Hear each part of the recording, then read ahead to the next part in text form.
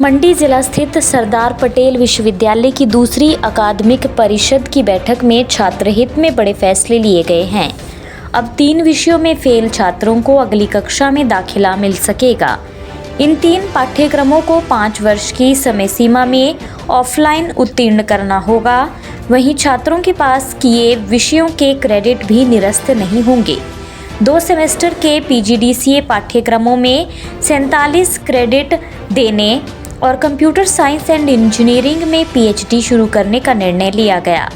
पुनर्मूल्यांकन अंकों को अंतिम रूप देने में संशोधन पर चर्चा की गई और ये निर्णय लिया गया कि यदि पुनर्मूल्यांकन के बाद अंकों में 10% से अधिक बदलाव होता है तो अधिकतम 2 अंकों का औसत दिया जाएगा। यदि पुनर्मूल्यांकन के बाद अंक उत्तीर्ण अंकों से कम हो जाते हैं तो न्यूनतम उत्तीर्ण अंक दिए जाएंगे।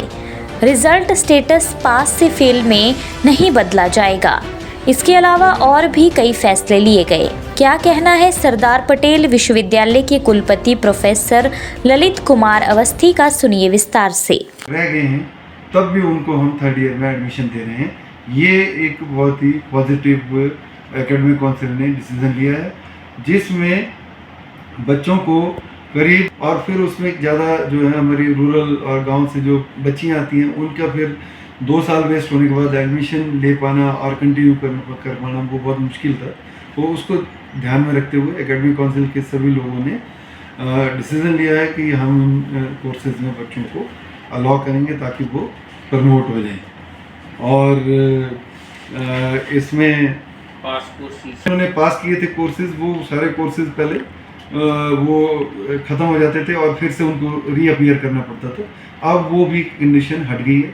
जो कोर्सेज वो पास कर लेंगे वो कोर्सेज उनके साथ ही रहेंगे। बच्चे के जैसे फर्स्ट ईयर में सारे कोर्सेज रह गए तो उस केस में पहले क्या होता था कि उसको फिर से रीएडमिशन लेनी पड़ती थी।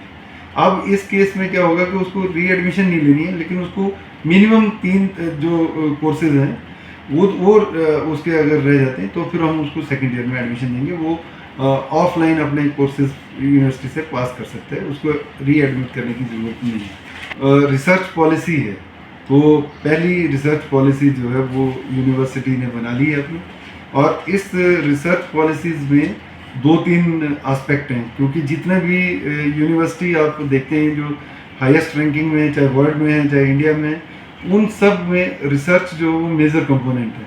तो इनोवेशन और क्रिएटिविटी को एनहांस करने के लिए हमने रिसर्च पे एम्फेसिस दिया है। और इसमें एक्सटर्नल फंडेड प्रोजेक्ट जैसे DST है या हमारी साइंस एंड टेक्नोलॉजी है, वो पैसा देते हैं टीचरों को।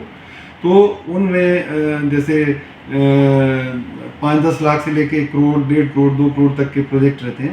पर कुछ प्रोजेक्ट्स में ये कंडीशन रहती है कि 15% जो है मनी वो यूनिवर्सिटी दे।